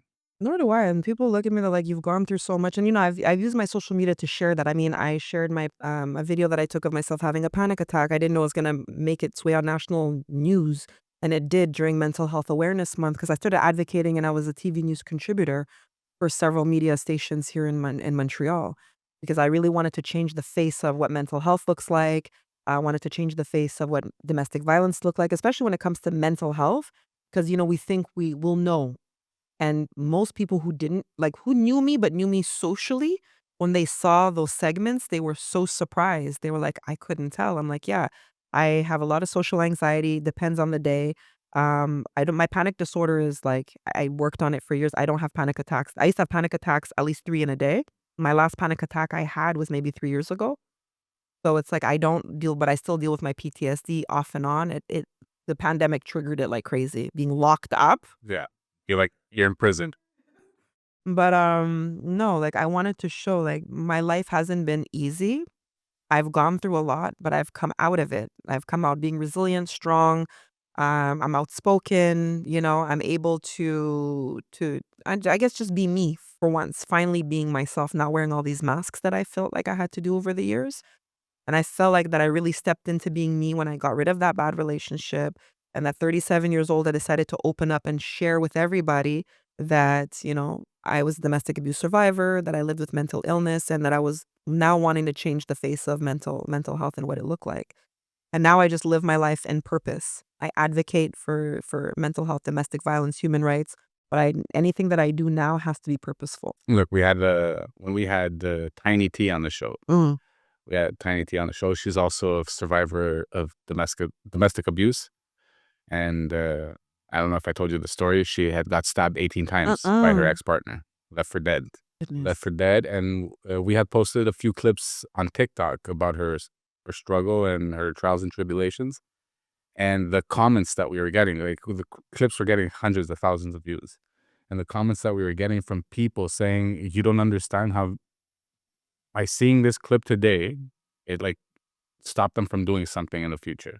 Or I was like so down in the dumps, and I just saw this clip, and I was like looking at all this, so much positive reactions to seeing this, you know what I mean? And your story is just as people are gonna need to hear it. So when we do drop clips, I expect similar reactions. I expect people to really applaud you for being so vocal and open about your journey and your struggles and everything. And the fact that you're not keeping it to yourself, No. it's very beneficial for everybody out there as well. Well, that's why I started doing it, because at first, before I did open up about my story, I had a meeting with my kids. I was like, okay, are you okay? Especially my older son, because he's nothing like his biological father. He's such an amazing man. He's the one that's having him and his girlfriend having the baby. But no, he's hardworking. He's so kind, sweet, generous, loving. It's like, wow, completely different. And he's like, no, it's your story. It's your journey. You can help people. So my kids know that I'm vocal to talk about my stories, and I'm grateful that they are.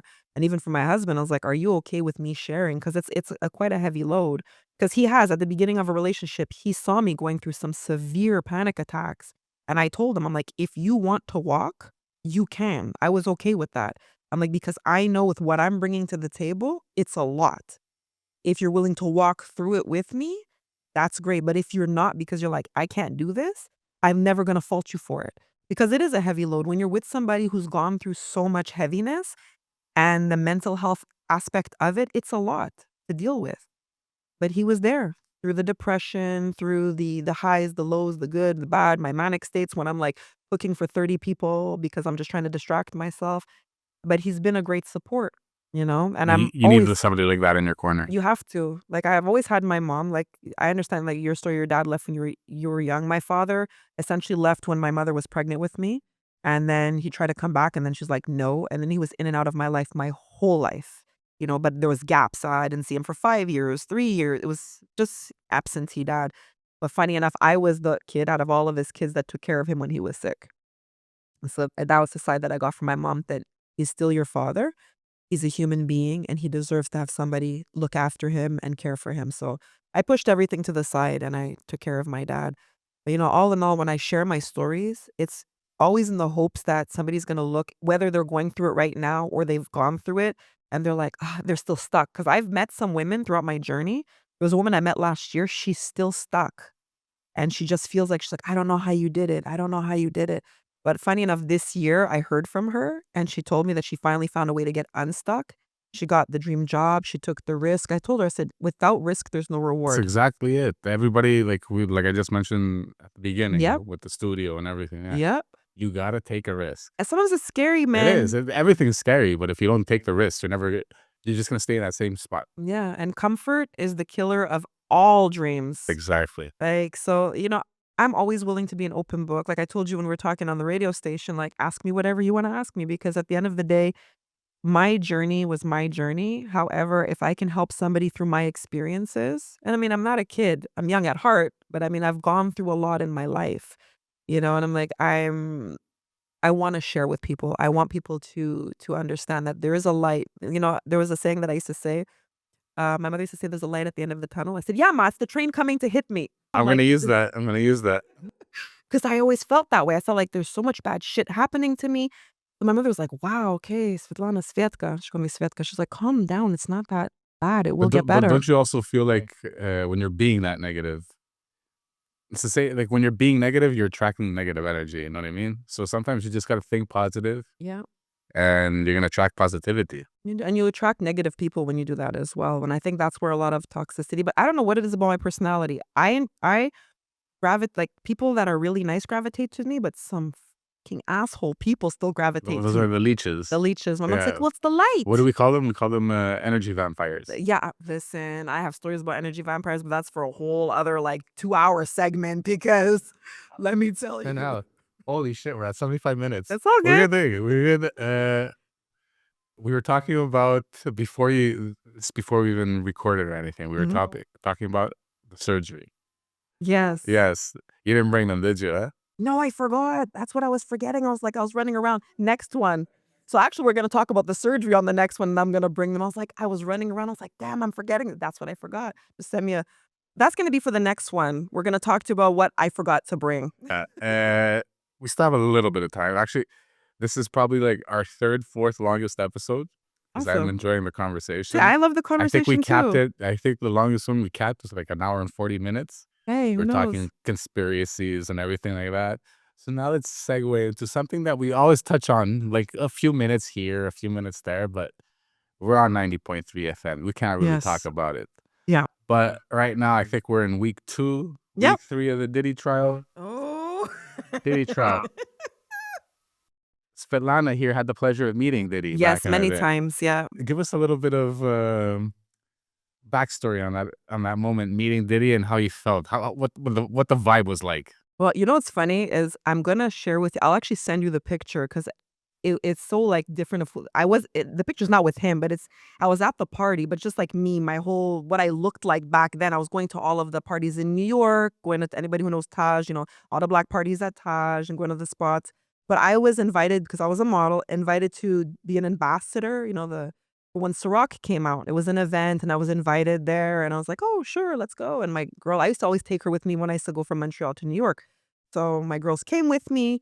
We went, and I had the opportunity of meeting him, and I'm like, he always had this creepy, creepy vibe. I don't know, people back in the day have been kissing his ass for years. Oh, no, he's a great guy. No, listen, I am a vibe person when I meet people. Either I get like goosebumps for good or goosebumps for bad.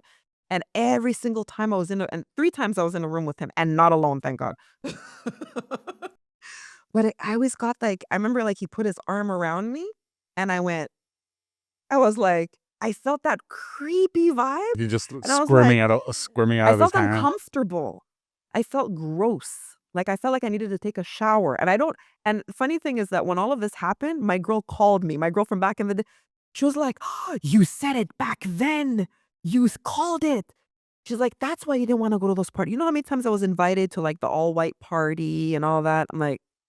I was like, "No, sorry, I can't make it." And some people are very fame hungry, but because I grew up in the industry, my mom being a celebrity makeup artist in film and my dad being a celebrity photographer, I saw it my whole life that famous people were like regular people with just more money than me and more notoriety. So I'm like, I didn't like I wasn't a groupie and I wasn't fangirling over people. So I'm like, I didn't get it. But I was quick to be like, no, sorry, I can't make it. I have an appointment. For what? I have an appointment. But it's crazy because watching this going, man, I dodged bullets and baby oil. And a Tootsie Roll, apparently. Whew, and I love Tootsie Rolls. He ruined it for me. I saw Tootsie Roll the other day in the store. I was like, nah. No, I like a few things have been popping up in the media reports and everything.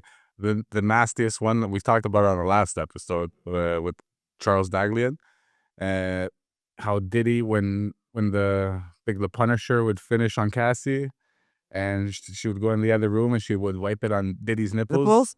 I I'm like, was what like, the? Oh my God, that's just nasty. That is the most disgusting thing I've heard in a while.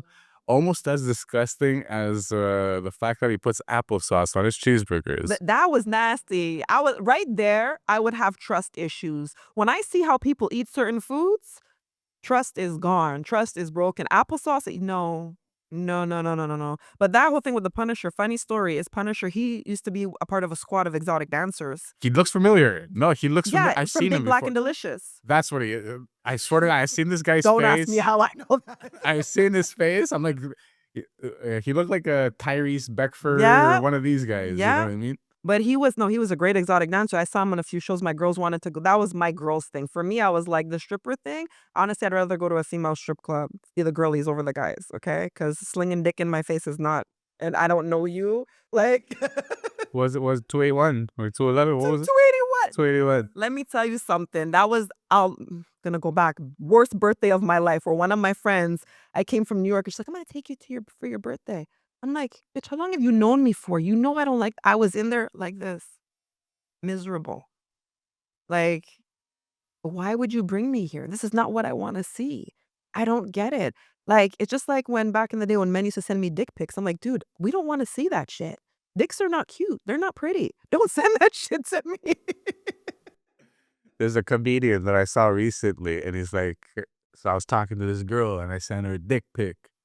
So it's like I'm in the bathroom. I got my leg up, getting the angle right. I sent her the pic.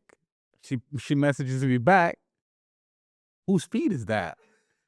And then I look at the picture and his feet look like all nasty and gangly. It's like, not mine. Then whose dick is that? Oh, that's my dick, but it's not my feet. I can't tell you throughout the years how many dick pics I used to get in my DMs. Oh my It's God. so horrible. When women, like when my girlfriends, we talk about that. They're like, did you get? I'm like, I'm so happy that I stopped receiving those things. Look, I think I've sent one out like in my life, but I wasn't like a serial dick picker, you know what I mean? And I don't know who's like really just sending out dick pics like that, because a lot of people are sending unsolicited dick pics out. Guys, they do that. I had to start blocking people and shit. I'm like, no, you will get blocked. Like the one I sent out is like I'm pretty sure I ended up going out with the girl afterwards. see, so at like it least. led to something, you know. At least. But like nowadays, I mean, back in the day, I can understand. That's, it was the thing, sexting and whatever. But now I'm like, you're still sending this kind of thing now? Like, no, we're not. As women, no, we're not. All of my female friends, we talk about this topic. We're like, no, guys need to learn. Don't send send like bodies, send the face. We don't want to. Yes, we want to know about what you're carrying, but that's not how we want to be. We don't want to present it in that kind of a package, just so raw. Look, I think it was in an episode of Seinfeld. Mm. Do you watch Seinfeld? I used to watch Seinfeld, yeah. There was this one episode that Jerry's living with his girlfriend, and she walks around the house naked. Yeah, I remember that one. So it looks good. When a woman walks around naked, you're like, looks nice, sexy, you know what I mean? And then after he starts walking around naked, and we look like fucking cavemen if you really think about it. Like I think I'm fit. I got a lot of tattoos, so I look way better than Jerry Seinfeld walking around naked. But still, at the end of the day, men are just men, and it's not as appealing to look at. No. Like women, when women look at us, they don't see it the same way as men looking at women No. naked. So No, we don't. It's really not. Like you gotta stimulate the brain, guys. Yes, for women, it's a mind thing. It has to be the mind thing. But no, Diddy. Ooh, thank you for me listening. And what's going on with too right now with the whole trial, like when we started talking about it a month ago, 2 months ago, it was literally sex trafficking case, drugs, guns, like the whole 9 yards. You know what I mean? Now, like the last 2 weeks of testimony, it's like, is Cassie a whore or not? Like the narrative has completely changed. It changed. Now they're like making it seem like he's the victim. I don't know if you're like seeing it right now. That's complete narcissism right there. When I looked at it, I'm like, there's the gaslighting now. Let's make the woman out to be the bad one. The problem is I was ready to freak off. Well, you know what? When you're in a relationship with somebody, like I can tell you, being in a relationship with somebody where that's a narcissistic abuser and a gaslighter, and then somebody as powerful as Diddy was in the industry, of course she's going to do whatever. She's a singer and she wanted to be a superstar. She's going to say whatever. Women, we know how to play the role. We know how to play parts when we have to. Now you're trying to twist the narrative. I'm like, so you're okay. People are okay with abuse. Basically what they're saying, it's okay that she got abused the way that, and she got dragged the way she did, and she got beat up. She played a role and a part. Maybe she wasn't enjoying it. Maybe she was. We don't know. But from what I'm gathering, she wasn't enjoying it. She was doing it to please him in order to stay his girlfriend, stay relevant, to be the musician. I mean, we all know it. Many people slept with Diddy or wanted to be in his circle because he was making people famous. Like, look at J-Lo. She can't sing to save her life. She doesn't sing. No, but now she's been trying lately to prove, it's me singing. Like the Jenny from the Block song. We Yeah. the real singer. They showed Yeah. some Puerto Rican girl. Or There's whatever. multiple people singing for her. Now, J-Lo's a great dancer, yes. Singing, no. But we've seen it. He has taken people who have, Cassie has a lot of talent, okay? She's beautiful. She has everything. But he's taken people like J-Lo who cannot sing, can dance, and made them mega superstars, okay? And on the other hand, you have people like Shine, Yeah. puts them in prison Oh, for 10 listen. years, makes them take the rap for the shooting. And Did you watch the documentary? which one? The new about Shine, like with him since he came out. I saw a podcast with him recently, and he was talking about the whole situation, how they made him take different lawyers. They basically railroaded him. Oh, yeah. Watch the documentary. It's so... I'm going to check it out. I was like, wow. This whole thing with Diddy, at the end of the day, this industry is full of monsters like him. And they get in the film industry, in the music industry, it's now surfacing and coming to light. And there's still more that are out there like this. But the fact that they're trying to twist the narrative and say, well, it's, he's almost a sense like he's the victim, like you were saying. I'm like, no. Like also, what was that Kim Porter book? Oh, yeah. His I read the ex-wife? book. I heard the audio book on YouTube. Mhm. Crazy shit. Oh, yeah. if this is actually true. Yep. And he somehow prove it.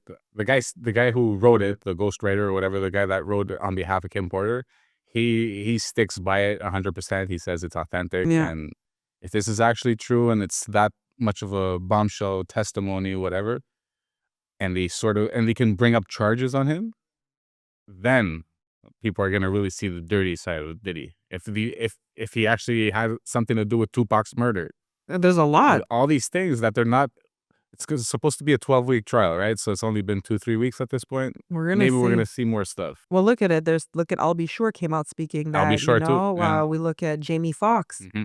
you But know? Jamie Foxx was joking. I think he said he was joking after. I mean, maybe he's scared. You never know.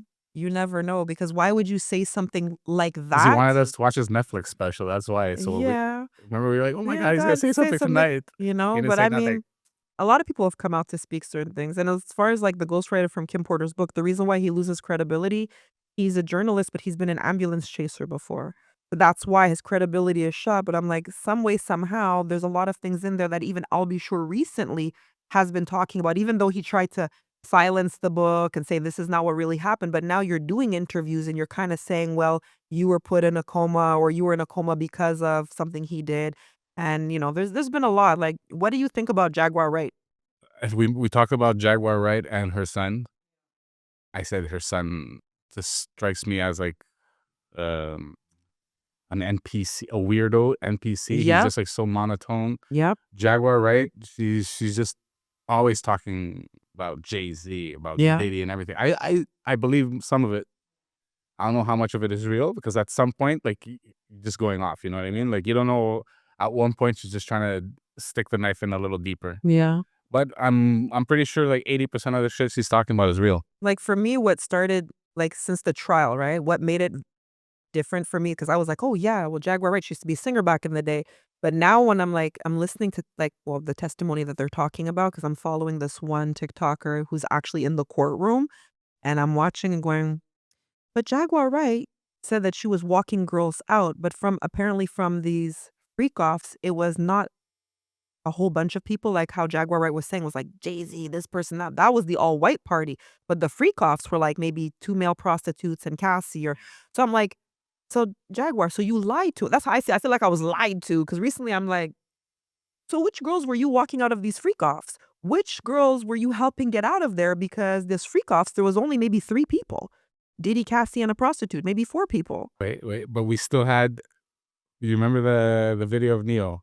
Yep, He's sitting in his living room playing that's true. playing NFL or whatever, playing PS4, and his wife is telling him, "Go back to your freak offs," or she's Yeah, saying, "Go it's back to your true. freak offs, Yeah. and don't bring these people around my kids." And Yeah. she's calling him gay, this and that, like he's freaking out men and stuff like that. She was going in on him. No, yeah. So if she's saying freak offs, he's Never know. probably at these freak offs. Could be. Listen. Like right now, I think we're hearing about like the escorts with Cassie and this and that, but we haven't heard about the celebs yet, because there Yeah. has to be the drug celebs that are getting involved in this too.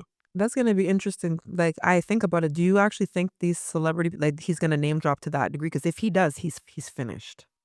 We'll see. I mean, he's already finished, but if he does, he's like done. Like, imagine if he dropped some jewels about like Jay-Z and Beyonce. What we found funny on the last pod is like, did you see the picture of all those prostitutes that they're using? They're the most butt fucking ugly people. It looks like a barbershop photo. Everybody different hairstyles. But maybe it's because of the nature of the freakiness they were into, that I don't listen. When I saw that, I was like, not what I was expecting. I didn't even know what to say. I was kind of taken aback, going, things that just make you say, Like that one guy, that fat bald guy that was Mhm. saying that he was when he got arrested, he was in the interrogation room saying, "I'm a sex slave for P. Diddy," or whatever. Listen, And you're like, this guy's delusional. these. But he's actually She's like- one of them. Holy. I'm like, but why? Why would you? I guess his butt was the sex slave in the whole scenario, because I Maybe. don't get it. Well, she likes getting urinated, right? Pee in her mouth Yeah. and stuff like that. Maybe there's some people that don't want to do those type of things. Listen, And we have to find the most depraved human being out there that is like, Give me $3,000. I'll do whatever you guys want to do. I want to ask you a question because it's in the realms of this, okay? The whole Dubai, because we're talking about being, Porta parties. because of the fact that there's some beautiful women that are going there. Getting pooped in the mouth. There is, let me tell you something, Steve. Somebody asked me, they're like, I said, there is not enough fucking money in this world for somebody to shit in my mouth and give me money. Even if you offered me $10 million to shit in my mouth, there's no, I'm sorry. It's not happening. And you see some of these girls that get flown out there. They're like, you see them, they're like, oh my God, she's so gorgeous. She's 10 on 10 model. And just for the money, they're out there and they're getting pooped on. Yep. Hey, fellas, the IG models that you're talking to and dicking down and tonguing down, pay attention. Scat, pee, everything. And the crazy is, some of these girls, they get ripped off. They do. They get yeah. flown out to Dubai, Mhm. and then they don't even get paid. Look at that girl that was, what did they do? They threw her over somewhere, like all her bones were Yeah, broken. yeah, That model. 200, like something, a couple hundred bones, almost I'm all her bones, like- yeah. But for me, I would love to sit down and interview a woman that went there and ask, because I need to understand. See, I'm somebody, I have to understand the psychology of something, because okay, let's say the women that have actually gone through, they got paid, they know they're going there. So how do you psych your, like, game time? I'm going to Dubai, I'm going to get paid, I don't know, 200 G's and somebody's going to shit in my mouth. Look, the thing is, because there's a story recently, it was these two Colombian girls that went to Dubai to get shitted on, right? And Colombia, the exchange rate is super cheap in Colombia. So if you're offering, I think it was $5,000 they gave her. They gave her $5,000 each of them. $5,000 each. To them, it's like probably 1 billion pesos or some shit. That's enough to live for like good for a year, let's say 2 years. So these girls, they go out there like, give it to me, give it to me.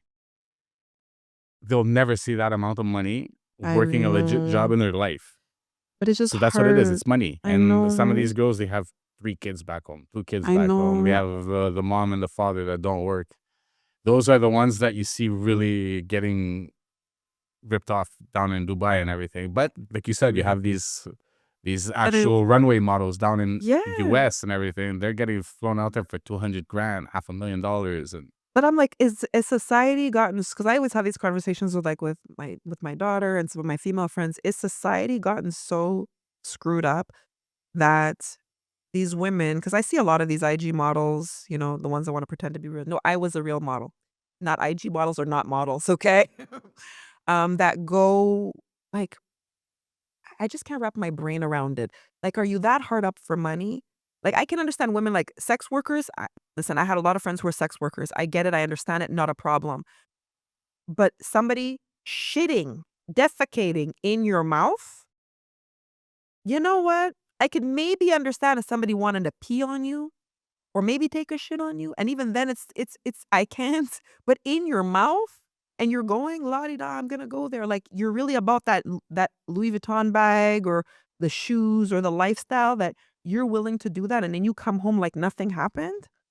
Like, where are these people's like boyfriends, husbands, girlfriends? Like, I don't get it. Like, and a lot of these girls, they make money on social media. They're on OF and stuff like that. But you're willing to degrade yourself to this level and go travel for men to treat you like a porta potty. And the only reason these guys bring these women there, it's not even about the sex or anything. Yeah. You just want to degrade them. They want to degrade them. It's Yeah. all about degradation.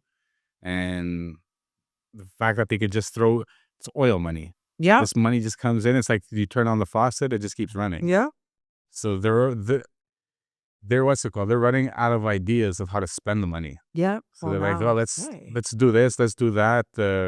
You know what? I would like to interview a guy. Okay, forget the girl for a second, but the guy. How do you sit there and come up with this idea saying, hey, you know what? I have a great idea.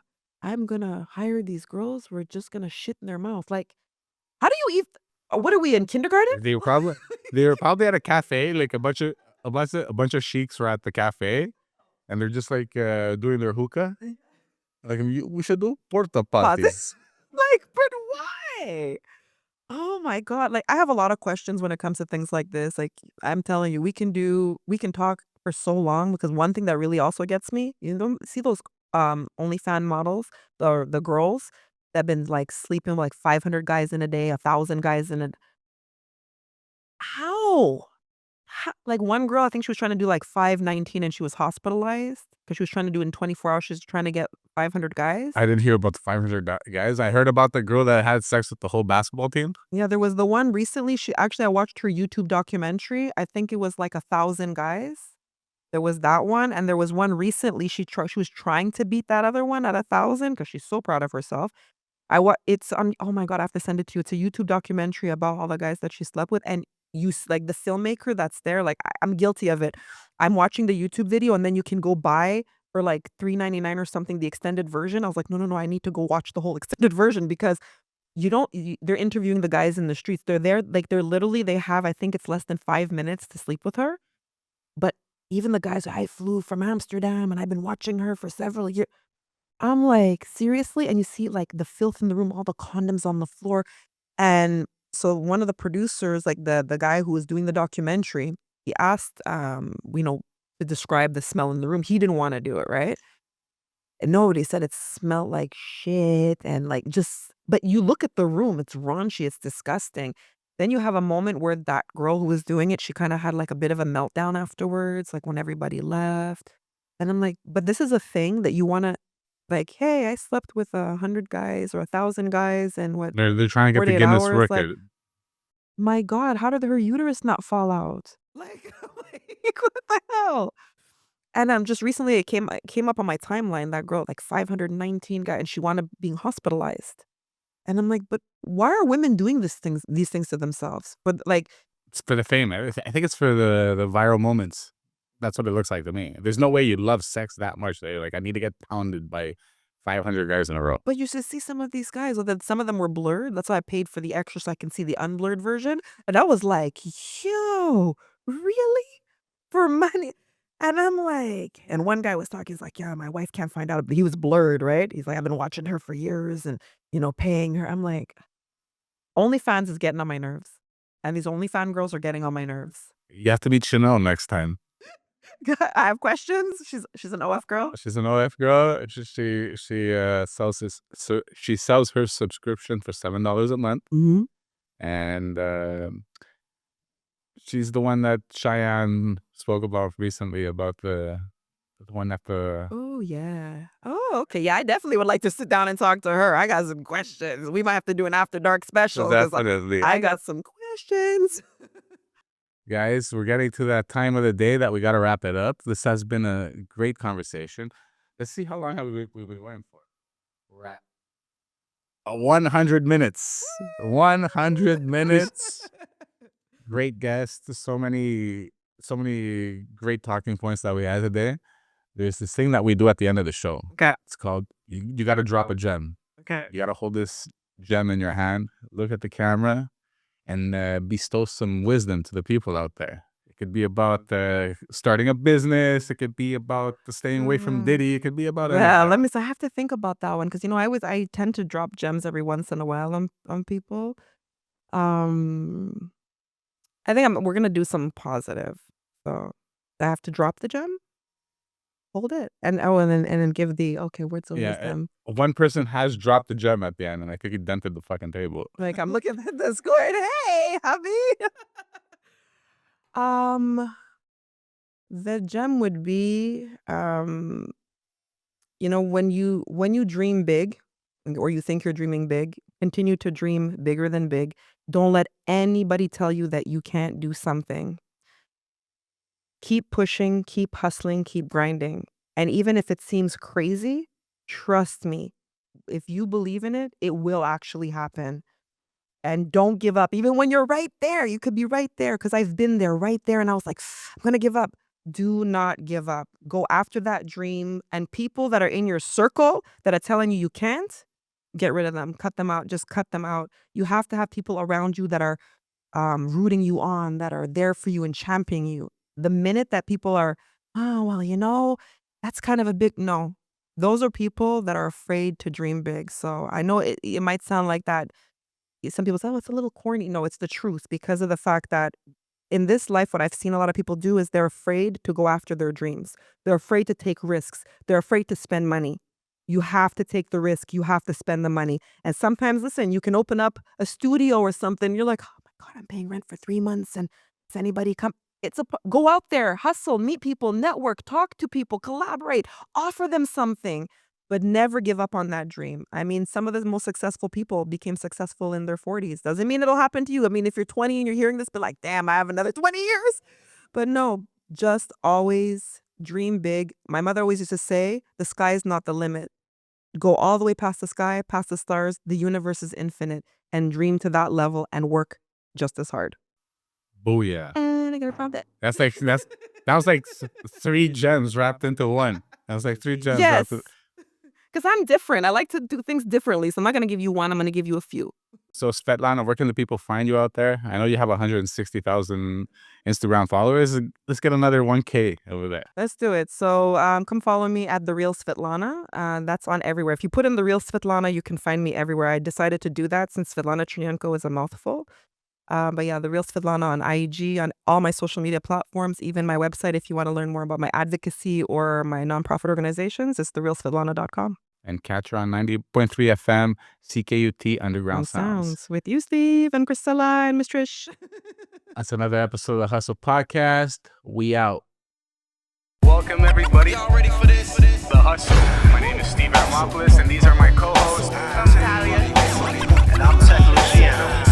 You may have heard me on radio, you may have never heard of me at all, but that's okay. Cause y'all gon' learn today. Your whole life was a struggle, had to make it out the jungle. This is a show for you. Welcome to the hustle, under pressure, never break a fold. Keep chasing your goals until you blow. Now we welcome to the hustle. Get well introduced to all 3 of us. Y'all ready for this? You are now tuning in to the Hustle Podcast, powered by